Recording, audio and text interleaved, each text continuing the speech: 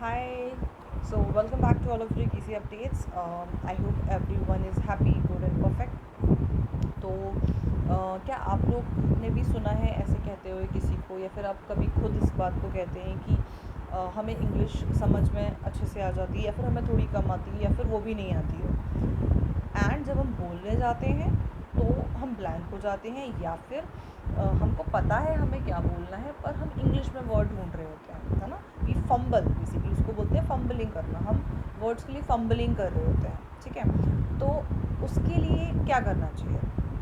So he is the video for you if you lie in this category. See, we got to follow grammar for that. Yes, grammar is the only way. Now if आप कहोगे कि English सीखने के लिए grammar की ज़रूरत बहुत पड़ती तो है नहीं है, बट ऐसा नहीं है। ग्रामर का बहुत बेसिक पार्ट आपको ज़रूर पता होना चाहिए। इट इज़ इसेंशियल, बहुत ज़रूरी है। अगर आपको बेसिक ग्रामर ही नहीं आएगी तो फिर आप कैसे सीखोगे, या फिर आप बोलोगे भी कैसे?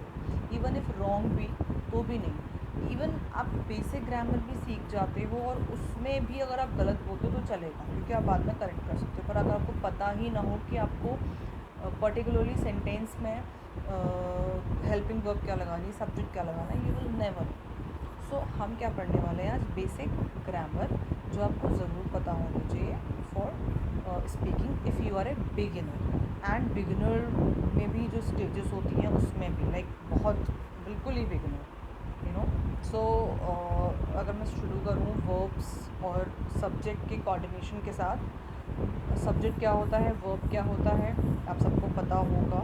इफ़ नहीं पता है तो मैं बता देती हूँ। सब्जेक्ट जैसे कि माय नेम इज़ खुशबू, तो खुशबू एक नाम है, तो मैं एक सब्जेक्ट हो गई। सब्जेक्ट मतलब जो कर रहा होता है, वहाँ पे एक्शन जो ले रहा है, ठीक है। मैं पढ़ा रही हूँ तो मैं यहाँ पे सब्जेक्ट हूँ। सिमिलरली वर्ब क्या हो गई, यहाँ पे वर्ब बहुत तरह की होती हैं। अब जैसे यहाँ पे हम हेल्पिंग वर्ब की बात कर रहे हैं, वो एक्शन वाली भी हो सकती है, खेल रहे हैं, सो रहे हैं, बैठ रहे हैं।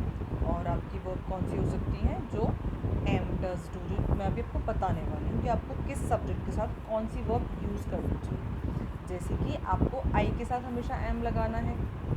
Obviously depends upon the sentence, क्योंकि I am doing something and you know, तो आपका प्रेजेंट कंटिन्यूस हो गया।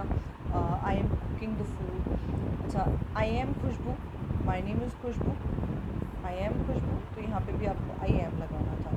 वैसे ही डज़, ही डू नहीं होगा, ही डज़ होगा।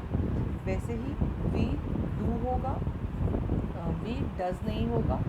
डू और डज़ का कॉम्बिनेशन कैसे होता है? आपको विथ प्लूरल सब्जेक्ट के साथ डू लगाना है, विथ सिंगुलर सब्जेक्ट के साथ आपको डज़ लगाना है।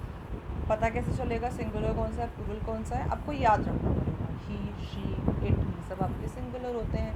वी, दे एंड आई कभी सिंगुलर नहीं होगा, आई हमेशा प्लूरल में काउंट होता है। तो फिर यू के साथ भी डू आएगा, आई के साथ डू आएगा। You do your job, I do my work, I do teach, okay.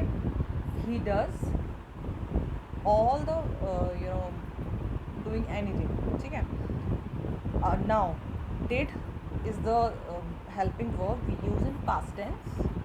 तो कैसे यूज़ करेंगे? इसमें आपके पास कोई बाउंडेशन नहीं है।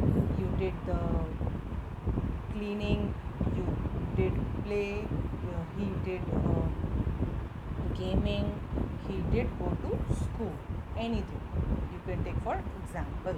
तो जो ये कॉम्बिनेशन है कि आपको किसके साथ क्या यूज़ करना है, आपको ज़रूर पता होना चाहिए। सो आपको इन सभी वर्ब एंड सब्जेक्ट कॉम्बिनेशन का मुझे सेंटेंसेस में एग्जाम्पल करके आपको मुझे दिखाना है इन द कमेंट बॉक्स।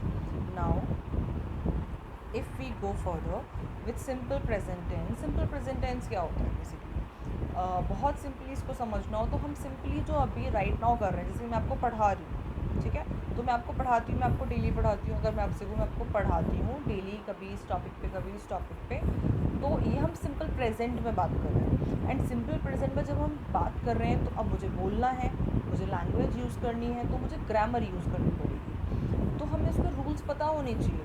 तो जब भी हम कोई सब्जेक्ट लगाते हैं तो उसके साथ जो वर्ब होती है, वो वर्ब के साथ आपको एस लगाना है, ई एस लगाना है, नहीं लगाना है, ये सब क्या है, based upon the grammar. He loves banana is correct, he love banana is not correct. He loves banana, क्यों यहाँ पे लव्स आया और नीचे क्यों नहीं आया, क्योंकि he is a singular subject, और सिंगुलर सब्जेक्ट के साथ वर्ब में आपका एस ई एस आता है. जैसे ही she lives next door to me, she live next door to me. कौन सा करेक्ट है, लिव्स वाला. She live next door is wrong because live नहीं होगा, लिव्स होगा. सिमिलरली दे है तो आपका प्लूरल हो गया, तो फाइट आएगा या फाइट्स आएगा. They fight a lot, they fights a lot, wrong. Correct. So this is the way you can start. Basically you can begin like that, and now start speaking in words, whatever, to whom, whatever speak, and to whom you are speaking does not right now matter. Even you can, best way to practice is you can write down by your own. Make your own sentences, make your own stories. Even if you want to make it in Hindi में भी आप बना सकते हो. बाद में उन्हें convert कर लीजिए इंग्लिश में, जो मिस्टेक्स हैं उनको करेक्ट कर लीजिए. ओके, सो आई होप आपको ये समझ में आया होगा. बाकी just ask me in the comment box if there is any doubt.